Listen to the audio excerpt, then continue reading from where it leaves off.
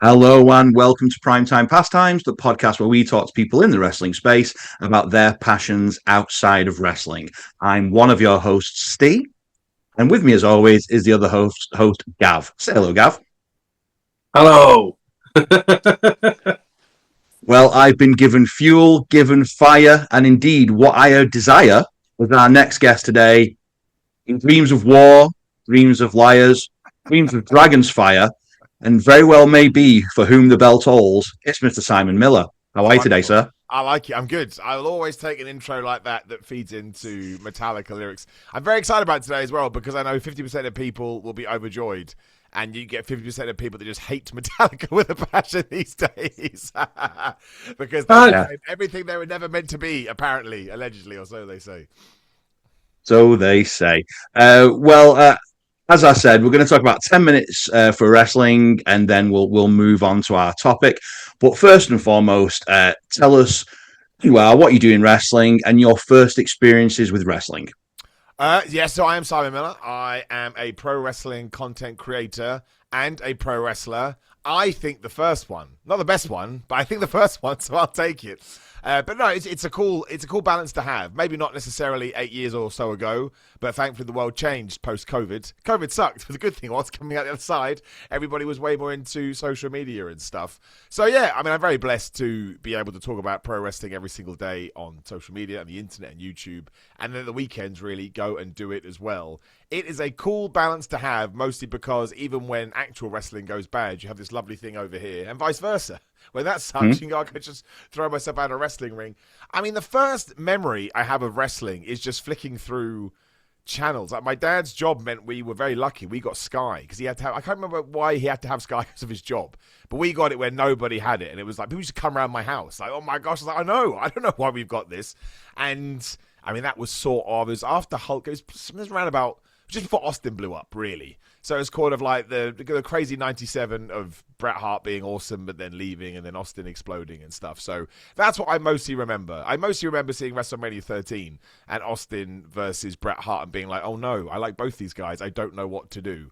And that sort of was it for me then. I was like, oh, I get it. This is great. You know, I can be sort of pulled in different directions. And yeah, ever since then, apart from like a 2-year stint when I was at university where I just couldn't watch it, I didn't have the capability. And yeah, ever since then, it's just been a mainstay of my life. You may say that pro wrestling threw up over me, but that's fine. I'll take it. I'm not going to say that. So really, it sort of rang right in the middle of the new generation era, which is an era that a lot of people don't really look fondly on. They look at the golden era, they look at the attitude era. I know you've got a particular love of the Repo Man. Were there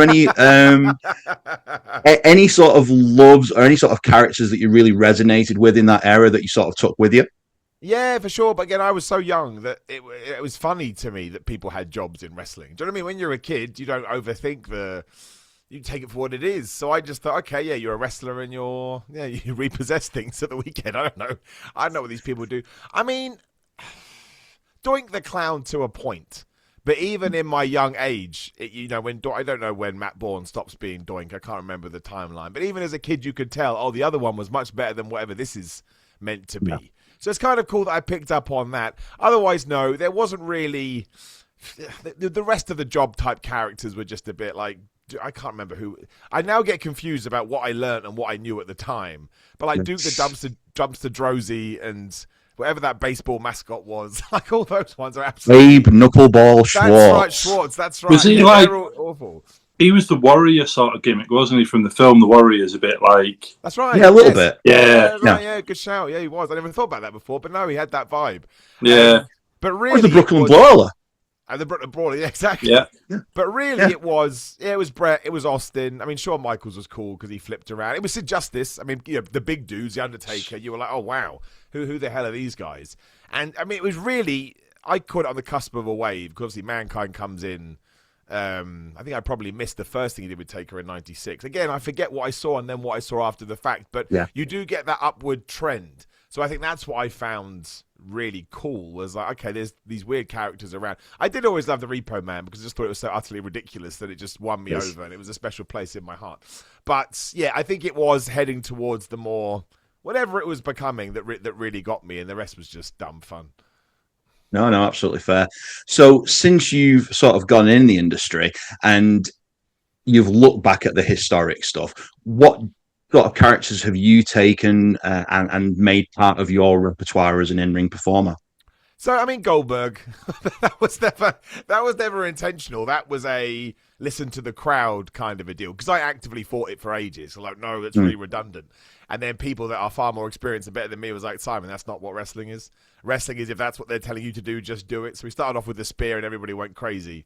And then I tried to do a Falcon Arrow for a while, and then someone said, just jackhammer them, Simon. And I got an even bigger pop. I was like, right, okay. Do you know what I mean? They were like, if you're ever fortunate enough to get to the top, they'll change it anyway. But use this now to build a platform. And they were right. So really, I would say over time, it's interesting because, you know, I don't say I work a big man style because a big man style are proper giants in the WWE. But whatever an indie man, because obviously people in the independent scene are far smaller than the juggernauts that kind of make it there. But yeah, it's kind of people, like I say, who are in very intelligent positions have always said, Simon, the only thing people is really going to want to see you do is throw people around and smash them. And then when you're being beaten up, to make sure you sell and, you know, what's the word? Sell on the run though. Like, don't ever die in it and stuff. So it's kind of weird. Like, I'm sure I did take stuff from people early on, but now I don't know if this is the thing that happens to everybody. It's more about your peers that you respect that you really borrow a lot from. So, you know, it's people that have very graciously taken me under their wing, and I'm sure they're getting it from people as well. But yeah, when I started, I'm sure it was... I mean, there were things that I did. I used to do the middle rope elbow drop just because Brett did it. You know what I mean? I used to do a Luthed press because Austin did it. I did a Boston Crab because Jericho did it. That's what I thought you did. I thought, I like these people, so I just do it. But then again, I have not done any of those moves for years. So it's interesting how you actually move on. Now, without wanting to sound like a massive nerd, I think it really comes down to, I look at people, like their psychology and how they approach stuff in the ring as opposed to, well, I should do this move. And that does really help because you can see it now, especially on TV. Like I tell everybody, watch Drew McIntyre when he's beating somebody up as a bad guy. He does nothing. And I mean that as a massive compliment. He just controls his space and he controls the ring. Like, oh, wow, yeah. He does nothing. And it's great. So I think I've fallen into that, guys, now. And I would imagine that most people do that. I think when you're in it, it becomes who's around me and sort of what gap can I fill. So, but yeah, I mean, originally it absolutely was, oh, I like this guy. He's cool. I'll try and mimic him as much as I can. Well, I do want to just throw some praise your way. First of all, I've seen you do a Falcon Arrow, and it's good. That's the first thing I'll say. The second thing I'll say is that we talked just before we started rolling. When I saw you at Pro Wrestling East backstage, one of the first things that I remember about you was you went up to some of the young guys and said, look, I might not be able to help with the in-ring stuff, but if anyone needs any help with promos or anything like that, come to me. I'll happily come and talk to you. And I thought that was really, really great. And I thought, considering your presence in the ring, and obviously you're very, very popular outside of the ring with the other exploits, I thought that was very, very gracious of you to do. Oh, well, So, I'm glad you remembered that. I always try. I like to give back if I can. Yeah, the first time I saw you, I was late to BritRes. Obviously, my wife introduced me to it all. So I'd seen your stuff online with the What Culture, and then came to Progress, and then I was like, wow, there's a famous dude announcing. So I was just like a bit blown away, and I'm actually like, take it. He's actually a big dude as well. Because I'm a big guy, and I was like, he's actually a big dude too, so he's going to wrestle. He's got to wrestle. Yeah. And then obviously later on, we did see it with like you and Tate and everything. Yeah. So yeah, it was great. There was no guarantees when I joined Progress. I remember so many people who I won't name got in touch. What are you doing? You can't be the host of Progress. And I was like, just let me do my magic, okay? Yeah. Let me just wear them down. And it worked. So yeah. Yeah, definitely. It was really, really good. Thank you, man. and when did you first think, I can do this in ring? I know obviously you've got the bodybuilding, but when did you first think, do you know what? I'm going to give this a go. What was that moment? Well, actually, there were the three moments. So the first one is when I was in university, and it was during a time when trying to find a wrestling school is not as easy as it is now. So I found one, I think it was in Nottingham, and I was in Manchester. So I took the train, and it turned out that school had definitely been closed for a long time because it was just like derelict.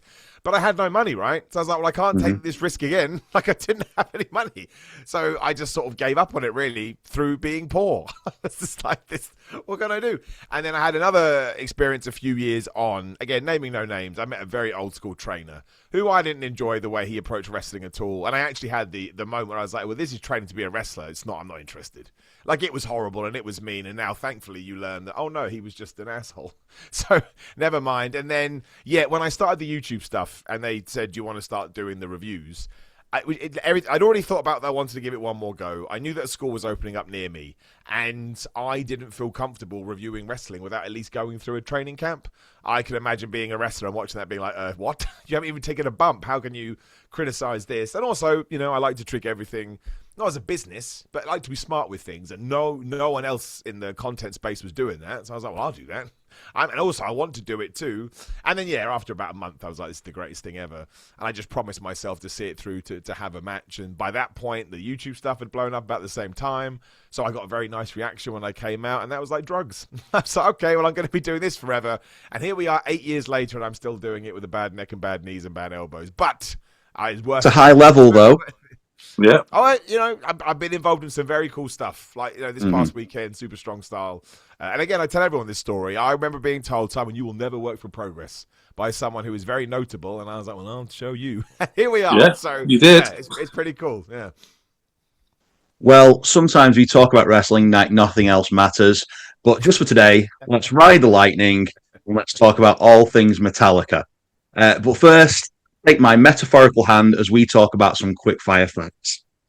So, Lars Ulrich started the band by placing an ad in the LA Recycler. Lars' friend, Ron Quintana, came up with the name Metallica for his fanzine, but Lars convinced him to instead use the name Metal Mania so he could steal the name Metallica from him. One of the most successful bands in the world with 163 million albums sold, 10 Grammys, and 6 consecutive albums debuting at number 1 on the Billboard 200. After finally playing in Antarctica in 2013, they are the first band to have played on all of Earth's continents. Once played an estimated crowd of 1.6 million in Moscow in 1991. Original guitarist Dave Mustaine was fired just before their debut album, founded Megadeth shortly afterwards. Never got over it. Never got over it. Angry man. Very angry They've man. sort of got over it a little bit now because they have toured together. But we'll get to that. Two more facts. As well as creating a buzz in the music industry, James Hetfield is an avid beekeeper, and Hulk Hogan was not a founding member of Metallica. No, he wasn't. Yeah. Classic Hogan lie. Definitely wasn't. So that's enough facts. Let's explore our feelings. So we talked about your first exposure into wrestling. What was your first exposure to Metallica? Oh man, I actually remember this one more. I was older, right? So I guess it's a bit different. Your brains are formed. But no, I was 16 years old, and I got a brother that's 2 years older than me, and he used to have a friend as well, and we all just used to get on, like, just who even knows why. Anyway, I was 16, but he was 18, so he was able to drive. So he was driving us wherever the hell we were going. I don't even remember. And he had S&M on, which is the orchestra album that Metallica did in 1999 with the San Francisco Orchestra. And I wasn't really paying attention, but No Leaf Clover, of all the tracks, No Leaf Clover came on. I've told this story before. People are allowed to roll their eyes and call me a nerd. I completely agree with you.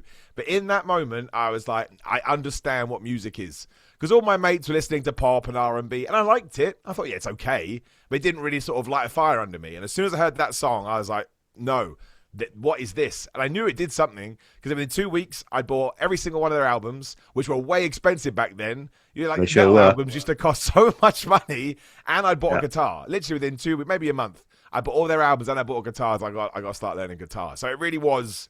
It was life-changing. And again, it sounds so silly, but it's still a fact. It happened to us all. All metalheads go through this. It's just what we do. It's absolutely. Yeah. And I just, in that moment, the song didn't even get to the end. It's just, I felt music in the way that people had already said to me, and I was like, I don't know what you're talking about. And that was it. I was away, and I've never looked back. So how does Metallica sort of reflect your general music taste? Is it your thrash metal, or what else do you listen to? Well, so it's interesting because there was a time when I first started listening to Metallica. Like I was 16 and I went to uni the next year. And then I met people that really knew about metal. And at first I was like, I remember when I first heard Slipknot. And I was like, oh, that's a bit too much for me. Now Slipknot to me is like kiddie music. I'm like, this rubbish. That's not enough. I need more. So it's like drugs, right? All of a sudden you just, you look for stuff. So, I mean, it's difficult because, yes, I like thrash metal. I like the British wave of, new heavy metal bands that came out. I like all the classics and stuff. I guess the area that I move into that maybe not a lot of people listen to, I like Marathon. I like Dimmu Borgir. Sometimes, no, Cradle of Filth sometimes. I don't know. I'm back and forth with Cradle of Filth. Sometimes I hear a song, it's good. I don't really like Danny Phil's voice. That's the issue. I think they got good riffs, but then the voice throws me off. Have you ever heard Temptation by Danny Filth? Yeah, I mean, it's a choice. So like I kind of go in that direction. But these days, I hate naming my top 5 bands because I think it's redundant because you'll change your mind tomorrow. But 100%. I think a range of bands that kind of sum it up would be Metallica, absolutely, because they were the first, and the first band I fell in love with. Slipknot would be in there, mostly because I think their debut album could be the best debut album of all time. If you are talking about you want the first album. The concept of their first album is we're all really angry and mad. I'm like, oh yeah, you got it. You worked well done. You put it on record. I also like System of a Down a lot. Not necessarily new System of a Down, but old System of a Down I get into. But then I got I went, this is more of a recent jaunt as well. I kind of got into like Carney cinematic metal too. So there's a band called Ice Nine Kills that I just fell in love with, even though they're quite corny in many ways. I don't know. There's something about it I like. So I kind of sort of fall all over the place. But I do like Megadeth. I do like Motorhead, Iron Maiden. I mean, you just because you soon realise, and I Diamond Head too, because they were the direct influence to Metallica. So I think Diamond Head are an underrated gem. And I guess they're cool to listen to because most people have no idea still to this day. I guess some people do, but they sort of kind of sit there. So, but yeah, these days, sort of anything. Like Bleed From Within is the band I'm listening to at the moment. I mean, just kind of like a run-of-the-mill, I guess, metalcore band. I don't know, but it's good, and I like it. So I'm like, okay, that will do for a little while. I don't like the phrase "run-of-the-mill metalcore band." That seems to that doesn't seem to compute. No, that's fair. That's fair. I guess it's just what I would expect from that kind of a band, and it's good and it's solid, and I enjoy it. So I'm like, all right, let's go. And when do you listen to this? And I ask that because people listen to it in the gym, people listen to it on commutes. When in your life is the pure, okay, I'm going to listen to Metallica right now?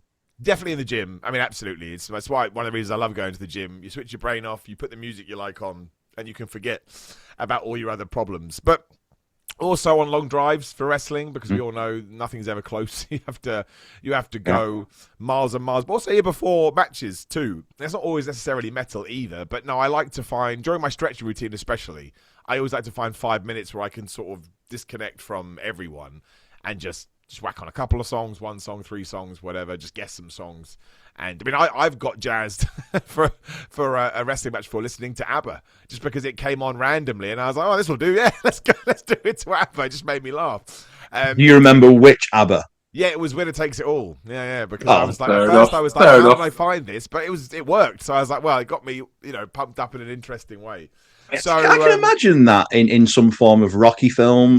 So that's right. Fine. 100%. It's got that vibe to it. Absolutely. Yeah. But no, I mean, to me, I'm still a bit of a nerd with music. So let's say Metallica release a new album tomorrow. I treat it like a book. So let's say it's a 90-minute album. I take myself into my living room and you listen to it first track to last track. I know we live in a world where singles are more dominant, or EPs, but I still like to be, no. I feel like they should have put this track. They didn't just sit down and go, 1, 2, 3, 4, 5, 6, 7, 8. Most bands will pick and choose for a reason. And also I got into prog rock and prog metal where they absolutely choose what goes from first to last. So yeah, I still will find however long the album is and sit down and you listen to the song. You don't just have it on in the background. So yeah, I am quite geeky with it for sure. Just one thing about picking songs 1, 2, 3, 4, 5. What about Load and Reload? They were essentially 2 albums that were 1 album. How do you feel about that? It's weird because obviously when I bought all the albums, I had no idea about the Metallica story, so I was just putting them on randomly. And I remember Load and Reload is probably what I listened to the most at first because it is less intimidating, really. Like, I remember I think Master of Puppets is arguably the greatest song ever. First time I heard it, I was like, what is that?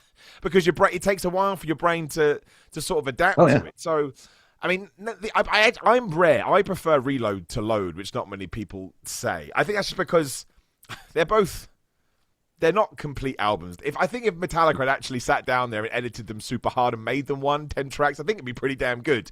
But there's a lot of fluff on there. But I think the better tracks are on Reload. There are some sort of deep cuts on there too. I think it's an experiment, right? And I think that's fine because, again, I always try and like to humanize bands, and I can totally imagine them. I kind of compare it to my wrestling, I suppose, even my YouTube videos. After a while, you do get sick and tired of doing the same thing over and over again. So if that's what they needed to do to get it out their system, then, bless them. It still gave us Fuel. It still gave us The Outlaw Torn, which I think is a great song. I mean, I never thought Metallica would do that.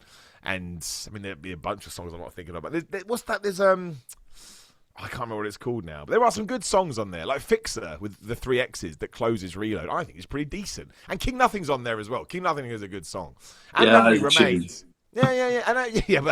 And the house that Jack built, which I don't like at all. But I like that one. I like that. There you go, you see? So it just goes to show. Everyone.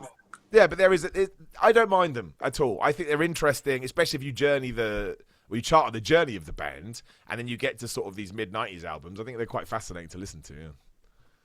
So you mentioned Master of Puppets. Obviously, that song has had a little bit of a resurgence. I would say recently, ever since Stranger Things season 4 came out, and it's got a lot of people talking about gatekeeping. So talk about gatekeeping in the music industry and how you feel about that. I hate it. I hate gatekeeping in anything. Like, I'll compare it to wrestling just because that's the basis. I've been told before by people, if you don't know this specific wrestler in Japan, you're not a wrestling fan. I'm like, dude, even if you only watch R-Truth, you're a wrestling fan. It doesn't matter. Like, there's different levels to this, but a fan is a fan. Hey, listen, if everybody got into Metallica because they heard Master of Puppets and Stranger Things, I think that's great. If they only like Master of Puppets, I think that's great. If they then listened to Battery and thought it sucked, I mean, I'd never understand it, but you're allowed to think all of these things. I just thought, and also by that point as well, I mean, Metallica are still a metal band, but they are a pop band in the sense they are popular, right? My mum knows who Metallica are. She definitely didn't know that in 4-ish, I would guess, when Master of Puppets came out. 1986, I should say. So I just think the way I look at it is they brought so much joy to my life. Why would you ever want to take that away from anybody else? Even if people just want to listen to the Black Album over and over again, all right, that's just your right. As a human being, it's better than not having that in your life, surely. So, no, I hate gatekeeping, and I think you're a fan, you're a fan. That's it. And you can choose how much you want to dive into it. And listen, when you go to a Metallica gig today, you see these people that are very into 3 specific albums. That's all they care about. But they've spent their money. They're having a good time. They're creating atmosphere. I don't think you should ever block anybody. Again, life's too short. I think why make people's lives harder than it needs to be? Yeah, absolutely. Gav, you had a question you wanted to get to? Yeah, I was in like a crowd of...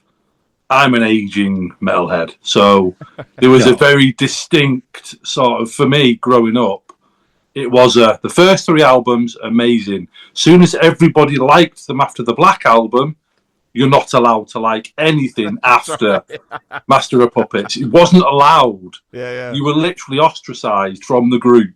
It was that bad. And I was like, yeah, but I like Load and Reload. Well, I got kicked out of the room. End of. It's like, no, see you later. But I think it becomes big and popular, so you're not allowed to. You weren't an original fan anymore, so go away. But Nirvana did it with Nevermind. Yeah, right. Became huge, yeah. And it's the same thing. It's just because everyone loves it, but that's the good thing. Otherwise, they wouldn't make any more albums. So. Yeah, I mean, you look at a lot of their peers, they're still making albums, but you never hear about them. You have to go out of your way. Somebody released an album the other day, I was like, what? I didn't know. Who the hell was that? But it was a band like Exodus or something like that. And I didn't know they'd release a new track. And I think one of those big 4 bands especially was always going to be that band.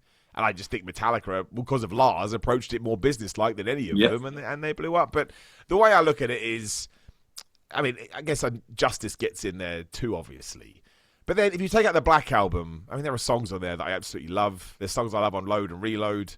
I mean, the last 3 albums, there's still songs on there that even on the last album, I'm not too good with the names on that one, just because the Circle of Mirrors, whatever it's called. But there's something. Yeah, I get a bit hazy later on.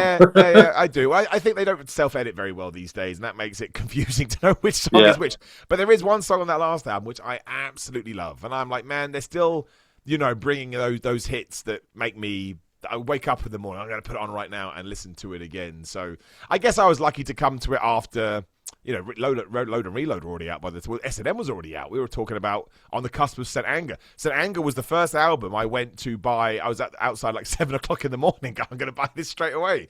So I kind of got into Metallica at a very odd time. But I remember going back and reading everything about the haircuts and the makeup, the nail varnish. Yeah. This is not Metallica. But I just I guess. Yeah, I remember when he cut his hair off. The whole scene just was like, that's it. Metallica's gone, finished. Like, the dude's cut his hair, that's it. Yeah, not like the end of the world. I would be more concerned that the covers of Load and Reload are blood and semen mixed together. That bothered me more than cutting hair. So that's a choice. All right, yeah, fine. Yeah, definitely. Sure, yeah. The logo as well. I just want to just circle back to you talking about them essentially being so important in the cultural zeitgeist. The logo is so instantly recognizable, which is one of the things that I've always thought about with Metallica. You could put it on one of these special Monopoly things and sets where you look at all the different logos and people immediately know, well, yeah, that's Metallica. To the extent that no other sort of band of their peers have really accomplished, I don't think. We talked briefly about Megadeth. This was right in the middle of their, your fandom rather, was right in the middle of their feud. I know you said you liked them. Have you always liked them, or were you very much Camp Metallica at first?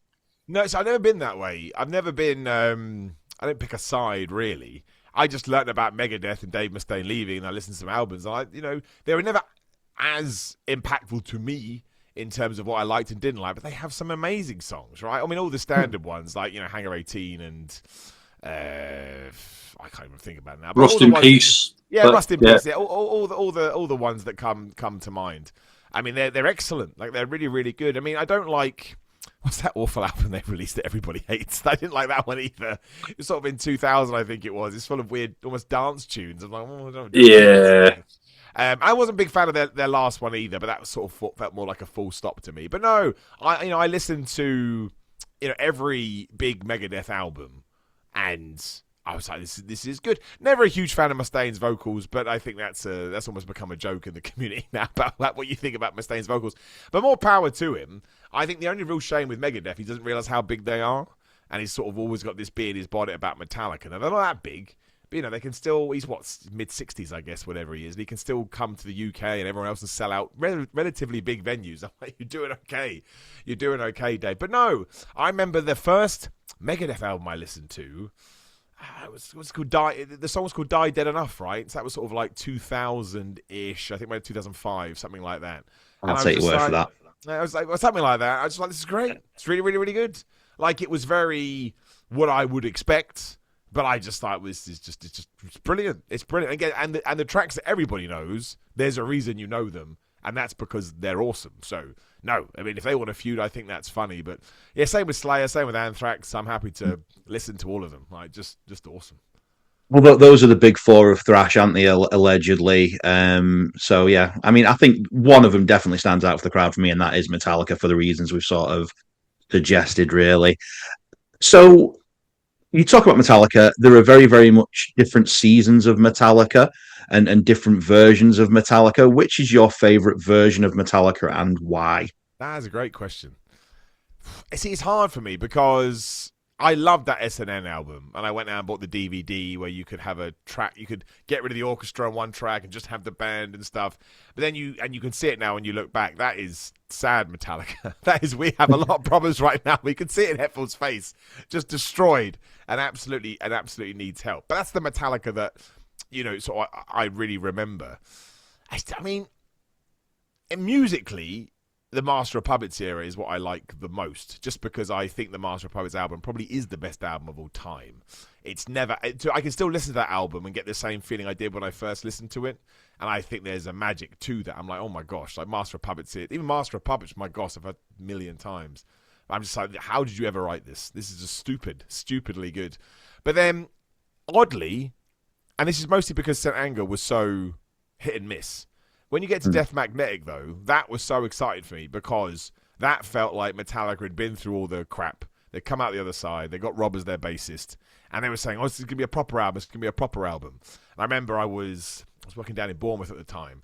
I just remember the excitement of getting it and going to work. And I remember I'm such a loser. I put a sign on the back of my chair saying, do not disturb. I just listened through to the album. I had some basic, paperwork to do. And I was like, just leave me alone. I need to listen to this album. And so that really is always so exciting to me because, again, St. Anger, weird album. There's some good on there. There's some bad on there.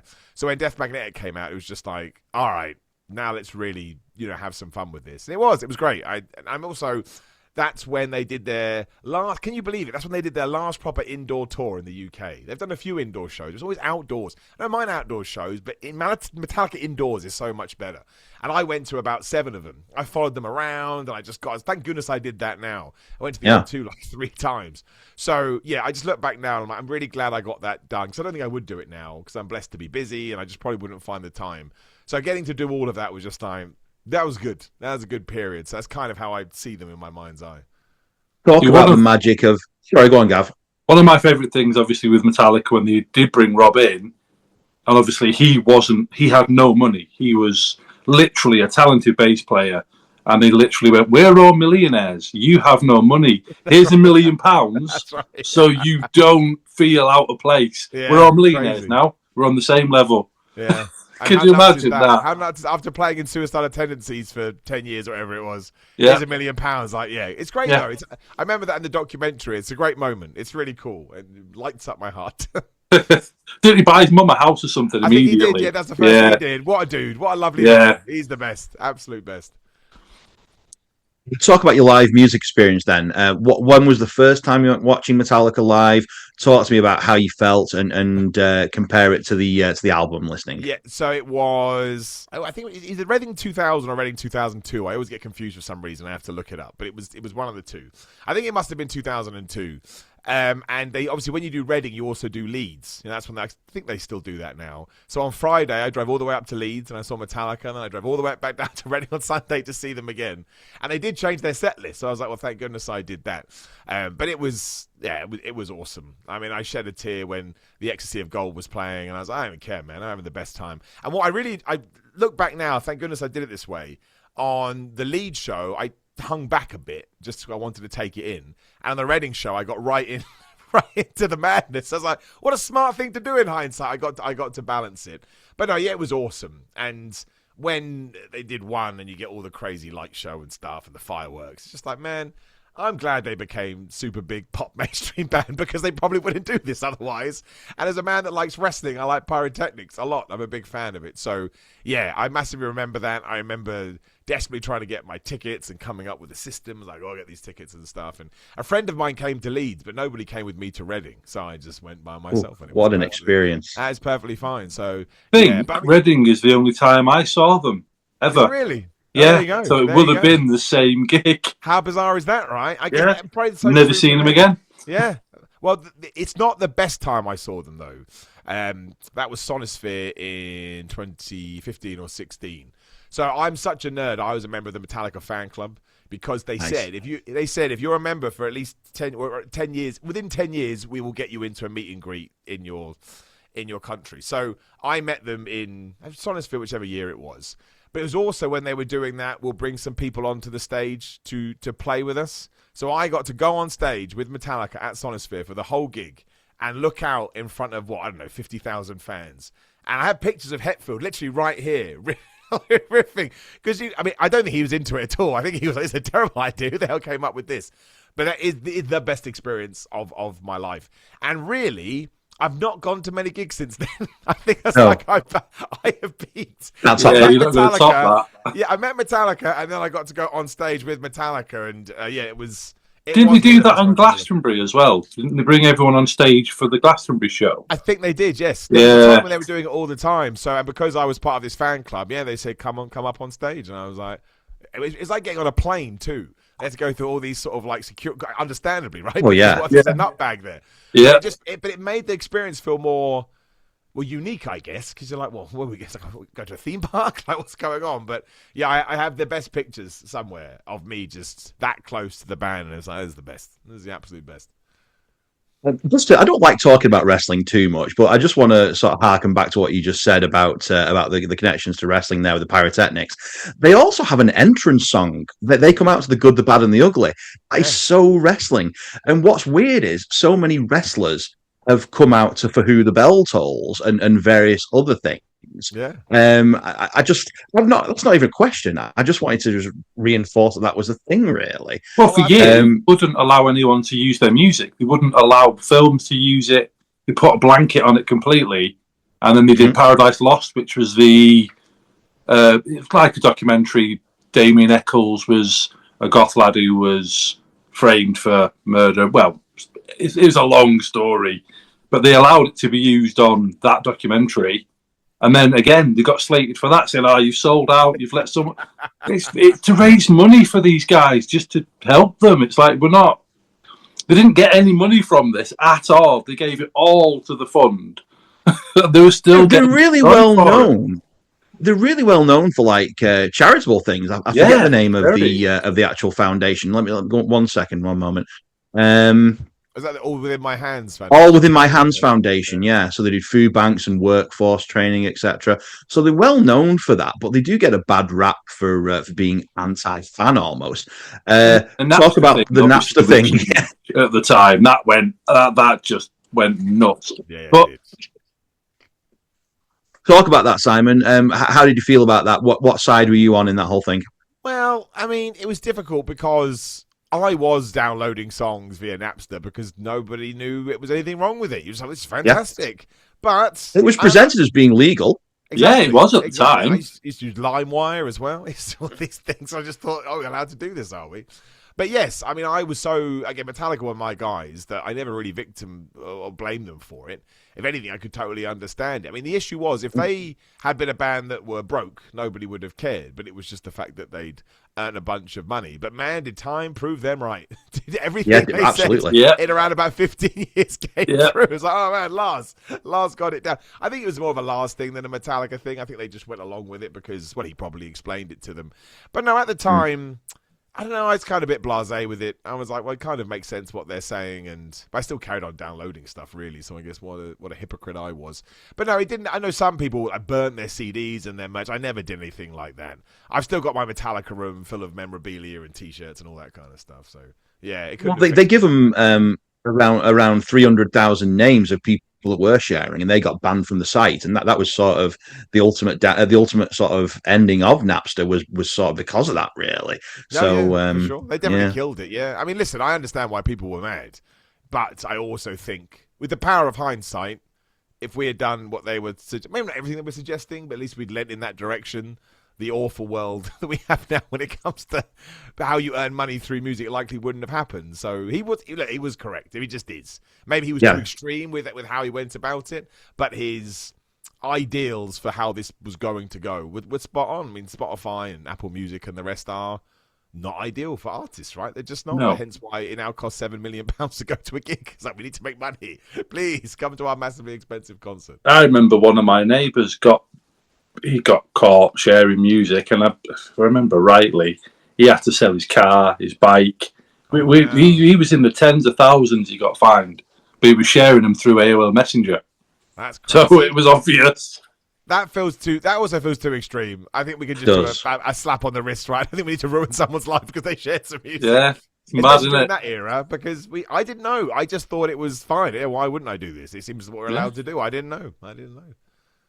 No, nobody knew. So we also don't know what happened to you with your guitar when you were 16. What happened with that? Did you progress with anything? Oh, you're damn right I did. Oh, yeah. MG and the Juggernaut, my friend. So before my wrestling passion, 12 hardcore years of trying to break in and then just realizing it's not going to happen, is it? But no, it's one of those things I look back on with no regrets because I could not have tried any harder. But no, yeah. So it was during my first job. I saw Metallica. It was another gig. I can't remember which gig it would be now. I probably went to see them at a festival, I would imagine. I was like, man, I did it again. I was like, I got to start my own band. So I was driving home. Did a detour. I went to Reading, of all places. I live in Bournemouth. Went to Reading. I went to, what are they called? Daltons, whatever that music shop begins with a D. Dawson, was it? Dawson's, yeah, that's right. Yeah, I went in there, and they literally, this was like, it's a sign, man. They had the ESP LTD 351, which is the Explorer that Hetfield plays. I bought it. It cost me a lot of money. I did not have that money. I had to buy it on finance, whatever it's called. And I went onto the work, I don't know what you call it, message board. Who wants to start a band? And I found another guitarist, I found a drummer, and I found a bassist. And yeah, within 6 months, we were out playing gigs and stuff. We were terrible. And there's a lot of awful stuff that we released. And in hindsight, I'm like, man, we need to take that off the internet. However, towards the end, there's only 3 tracks I'm quite proud of. So I try and push people in that direction. I only listened to these 3 tracks. We actually figured out what we were doing. But no, I mean, I had some amazing times. I mean, we traveled everywhere. Like, we did all the toilet circuit and all that stuff. That doesn't exist anymore. They've probably all fallen away. But yeah, and I took it as far as I possibly could. And when I realized it came to its natural end. But I had the best time. And I say this, I don't think it's fair because it all depends on the day and how you feel. But I think if I could sit there in a completely zen state, I think playing your own music with a band when you're dialed in and you're rehearsed could be the best feeling in the world. Probably even better than wrestling, if I'm being honest. Like, when it all works and you just zone out into this complete, like, zen, euphoric state. And we had a few like that where everything just landed, and I was like, "This is the greatest thing ever." So thank goodness I did it, because I think I would regret it now. But I can't do, because we got to play everywhere. Like, we really, really, really did. And some people hated us and some people loved us. We once got booked for a show, turned out to be a jazz show. And they said, "Do you still want to play?" We went, "Yep." And everyone just stared at us like, "This is horrendous." Like, well, we got booked, so we're going to play. And it's just the best. I had the best time. It was awesome. So after you've come home at 3 o'clock in the morning from performing in a social club for 200 people, do you? That's a lot. 200 people. I was going to say, I'd be well happy with 200. I think we did. I think my biggest gig was about 100. So I'm talking about wrestling right now. I'm saying after you've done the wrestling, do you often look at the guitar and say, I'll just play this for a couple of hours, or is it all done with? No, still play. Still got my mini amp in my room. Still write stuff. Still send stuff back and forth with my bassist who used to be in the band, just for fun, just to do fun stuff. And maybe one day we'll sit down and we'll do more with it. But no, music is really important in my life, both listening and playing. It's just another way to be creative. And, like, sometimes I'll never forget the one song that I wrote where I sat down. My bassist looked at me like, "You're such an idiot." I sat down. I quite like Alter Bridge at the time. I thought they were quite good. I like Miles Kennedy's voice especially. So I thought, I'm going to try and write, yeah, that's right. I thought, I'm going to try and write a Tremonti type riff. And I sat down there. I said it to my bassist. I went, "Simon, it just sounds like Metallica, you idiot." And he was right. I couldn't help it. I could never get out of that lane. But we turned that into a whole song. So it was, it was the best. It's so fun to sort of put everything together like that. Well, I know that you are quite into video games, and you've got a history with the old video games. Metallica Guitar Hero? Yeah, I mean, I own that. I was the first person outside of Activision to play Guitar Hero Metallica. There is my very random fact. So I was working in video games at the time. I used to run a magazine, and somebody rang me up and they said, "Simon, we know you're obsessed. We have 2 spots. One for an American journalist, one for a British journalist. Do you want to come?" I was like, "You bet your ass." And they said, "The only problem is you have to fly out to LA on a Monday, you'll play the game on a Tuesday, and you have to fly back on a Wednesday." I was like, "Oh," and the flight to LA is like 12 hours, right? And I was like, I'll do it. So I flew out there to Neversoft. I played that game. I was so damn happy because I loved Guitar Hero anyway. And then to get to experience with Metallica songs, which secretly I always hope they release as DLC. And then I remember I got back on the Wednesday, and my work said, "Well, you can do it, but you have to be on Thursday. Like, you can't." Do you know what I mean? Like, the wheel still has to turn. And I had such little sleep. I remember looking at the floor and saying to my graphic designer who did the covers, like, why is there, who put like a lion, like a lion motif in the carpet? And I was like, "Simon, there's no lion there." I was like, "Oh, sweet, I'm hallucinating." Because I'd literally just been up for 3 days straight. And it was, I remember it, but it was such a cool experience. Like, And actually, I have a couple of Guitar Metallica stories somehow. So I did that, and then I went to see them during that Death Magnetic tour in the O2. And in the Indigo, they were having a Guitar Hero Metallica competition. So I thought, oh, screw it, I'll go sign up. But the problem was, the way they were doing it is they wanted somebody on easy, somebody on medium, somebody on hard, and somebody on expert. I'm okay at Guitar Hero Metallica, but everything else was taken apart from expert. But they were giving away special Guitar Hero Metallica tees. And they only had like 100 of them. So I want to win it. It's like a limited edition t-shirt. Yeah. So I went up and I did Master of Puppets on expert against this guy. No one ever believes me, but my mate was there and I always get him on. I 98.7%ed that song. I entered some weird, I need that t-shirt, man. And I remember, I thought, wow, I must be really good. I never was able to do it again. That's a very good score for that. Yeah. Oh, no, honestly, I missed nothing. I was so dialed in and so desperate to win that t-shirt. Some magical power said will help you out, Simon. But honestly, it wasn't because I was good. I was never, ever able to. I tried and I tried and I tried. I could never get back there, but I still have that t-shirt. Some people tell me it's worth something. I highly doubt it. It is raggedy and the logo is terrible, but because they don't exist, some people tell me I don't think it's true, but I still have it and I will take care of it just in case. If it means something to you, then that's all that matters. Exactly. Or nothing else matters. I was very happy to win. I was like, wow, that's a good day. So one thing we haven't really asked is, do you have a favorite song? Does that go in line with your favorite album? Talk to us about that. I mean, it changes all the time, and I don't like saying that, and I will give you an answer because I think that's a coward's way out. Well, it changes every day, which is true. Like some days you could I listened to the Unforgiven 3 the other day, and I was like, oh, this is really, really good. I love the Unforgiven songs; they're my favorite. No, I really, really like it. I think the lyrics in Unforgiven 3 are brilliant. But really, if somebody said you have to go to a desert island and only pick a few, I mean, it would be. I do think Master of Puppets is a work of art. Sometimes I listen to it from a musician's point of view. And I'm just like, how did you ever? How did you ever? Oh, now we'll do this bit. Like, what? Where did this come from?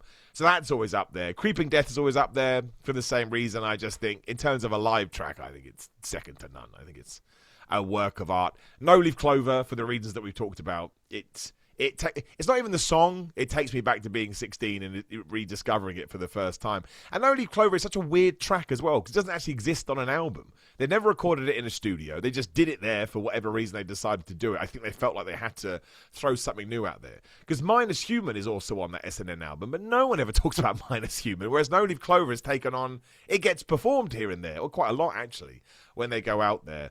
Battery as well, I just think that's mostly because that's when I was sort of finding my way into it's not even a deep cut. For me, it was a deep cut at the time.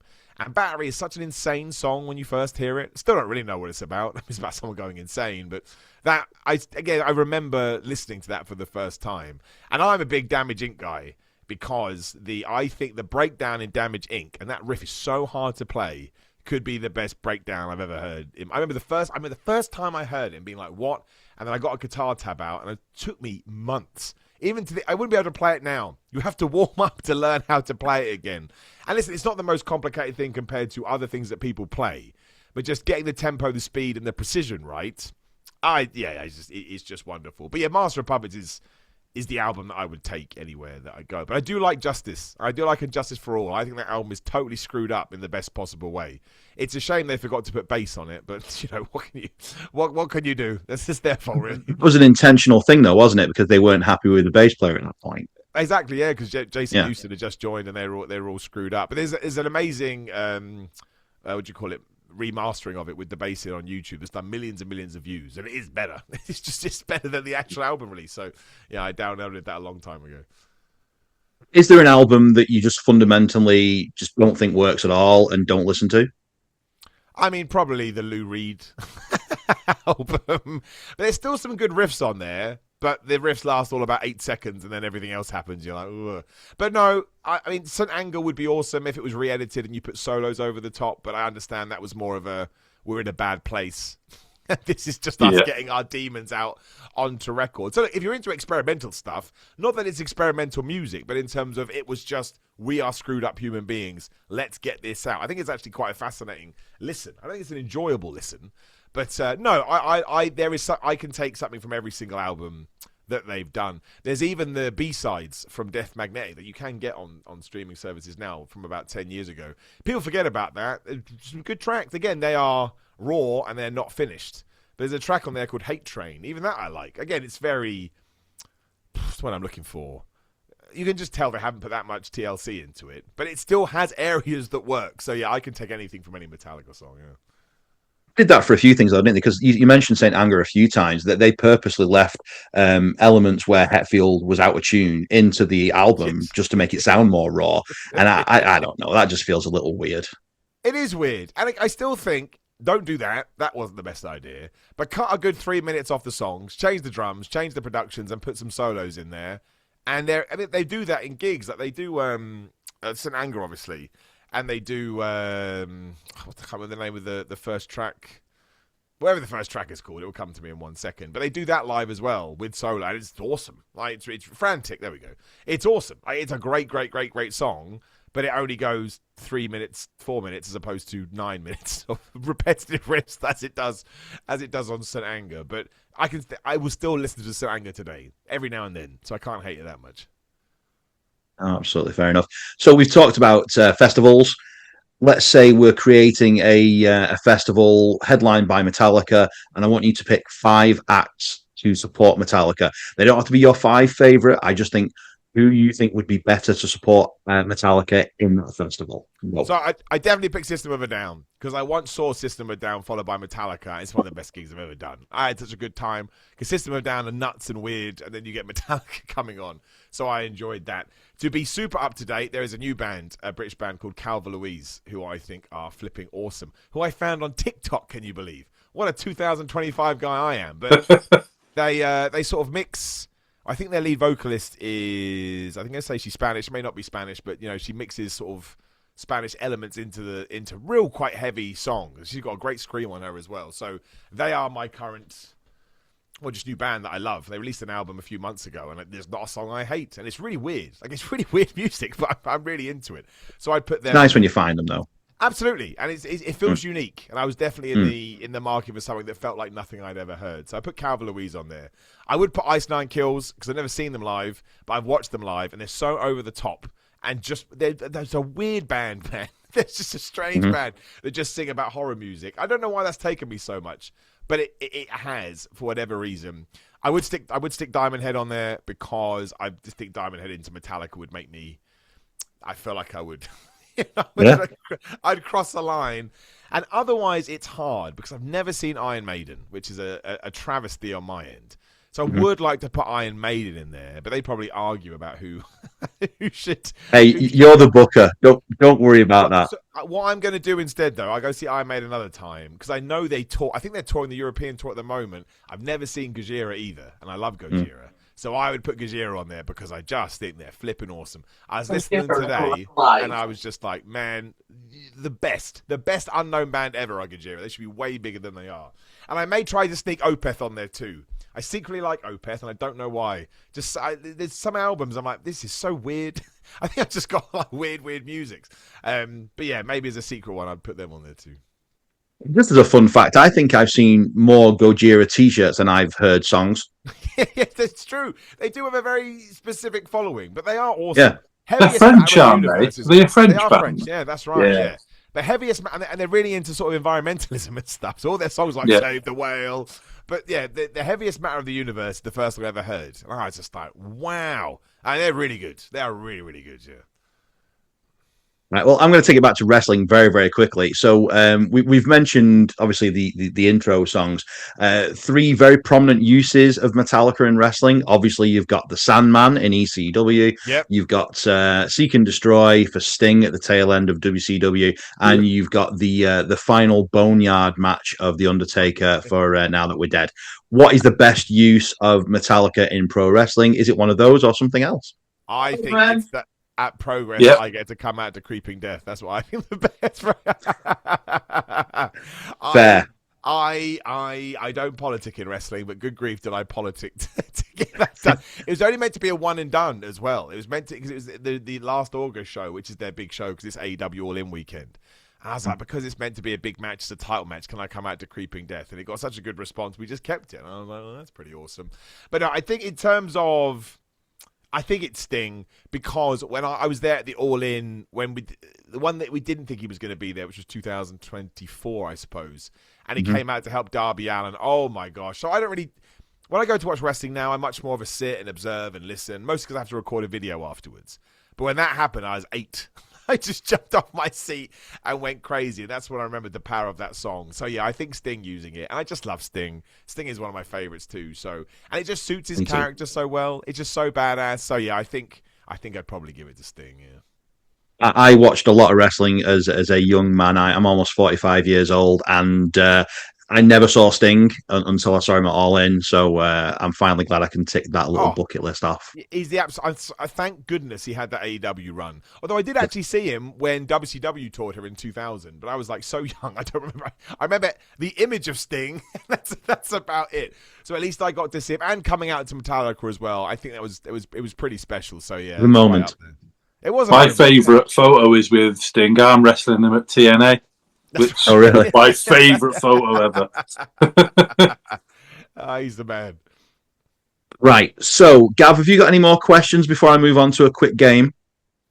No, I don't think so. I think we've covered pretty much what I was thinking. We've touched on Lou Reed. We've done the whole Metallica gambit. So yeah, I like to throw a little game in there. So you mentioned you don't know the meaning of some of the songs. I'm going to test you right now. So I'm going to give you some songs, and I'm going to give you an explanation of what the hidden meaning is, and I want you to tell me if that is true or if that is a massive whopping I'm so lie. going to fail this, but I'm ready. Let's do it. Everyone's a winner in this game, Simon. Exactly. That's the thing. Okay. A winner for being alive. Exactly that. So Ride the Lightning, the exploration of feeling wrongly convicted for a wrongly convicted man sentenced to death via electric chair. And it's also a commentary on corporal punishment. I think that must be true. Has to be true. Yeah, I'd go with true for that. That is a fact. Yes, okay. That must be it. The lyrics sum that up, yeah. Don't Tread on Me. The lyrics were designed around quotes from people during the Revolutionary War, with band members feeling that there's nothing wrong with being proud of where you're from. I think so, because it's all about flags and stepping on flags and the snake and stuff. So it must be true, yeah. Yeah. That is correct. Yeah. Enter the Sandman, originally written to be about rib death. That is true. I know that one. That is true. Yes. Yeah, because I remember the label said, maybe don't do that. And James Hetfield was like, no, man, do whatever I want. I was like, all right, fine, yeah, do it. 1. Based on the idea that you are the master of your own destiny and chosen one in your own life. No, it's based on a movie, right? 1, Johnny's Got a Gun. I think that's based on instead. That may be another hidden meaning, though. I don't know. It's actually based on the idea of a soldier who loses his limbs and senses, trapped in a brutal state of existence. So, correct. For Whom the Bell Tolls, named after Ernest Hemingway's book, and it's about the pointlessness of war. I would imagine that's true. I don't know that's a fact, but that sounds like something they would do, yeah. Yeah. That is true. Well, you're 50%. Well, sorry, you're 100% on the first 5, so that's great. Well done. Oh, yes. Nothing Else Matters, based on Lars's experience as an addict facing the harsh reality that he cared about nothing but the next high. I don't think that's true. Nah. Yeah, it's about being homesick. That's right. He wrote it for his girlfriend in the back of a van, and then he didn't want to put it on the album, and they bullied him into it. That's right. Metallica. The God That Failed, based on religious plagiarism of each religion plagiarizing each one and dealing with the idea of false prophets. I think there must be some truth to that, because I believe he wrote it because his parents didn't believe, because of their faith, they didn't believe in modern medicine and stuff. So I'll give you that. It was very specifically because of modern medicine. So it's not about plagiarism, but it is about modern medicine. That's right. So yes, yeah, the parents ignored it, and then the mum, I think, died of cancer because they just wouldn't take medicine because they believed in the power of faith of healing. Yeah. We're doing fantastic. So last one, Creeping Death. It's about biblical plagues because Lars was obsessed with the film The Ten Commandments. I mean, I know it's based on the Ten Commandments. I didn't know that Lars was obsessed with it, so I obsessed with it. Oh, there we go. Go with True, because Yeah. absolutely is based on the song on the movie. I did not know that came from Lars. So there you go. Makes sense. Well, sad but true, we've now come to the end of today's podcast. So thank you very, very much for joining us. I think it's time to disappear. Simon, where can we follow you on social media? I like that song, I Disappear. I do too. They wrote that for Mission Impossible 2. Once again, as Gav said, was like, they wrote a song from a movie. Like, Yep. This is unbelievable. Sold out in the end. I thought it was good. I enjoyed it. Fun fact, that's one of my karaoke songs. Brilliant. And so Yeah. it's so easy to remember because it's just hey, hey, hey. It's like, a stupid song. I love it. You could just search for my name, Simon Miller. Very depressingly on social media, it's Simon Miller 316 because when I set up social media accounts, I didn't think I'd be doing what I'm doing now. So now I shall forever be a nerd, but that's okay. And yeah, otherwise, YouTube, Simon Miller, obviously What Culture Wrestling. Come see me at a show. That'll be on my social media as well. And if you like dumb interviews, you can see my Under the Mat series, which I only launched 3 months ago, and it's going okay. So that's been very nice. Congratulations on the monetization for that, by the way. I saw that announced earlier today.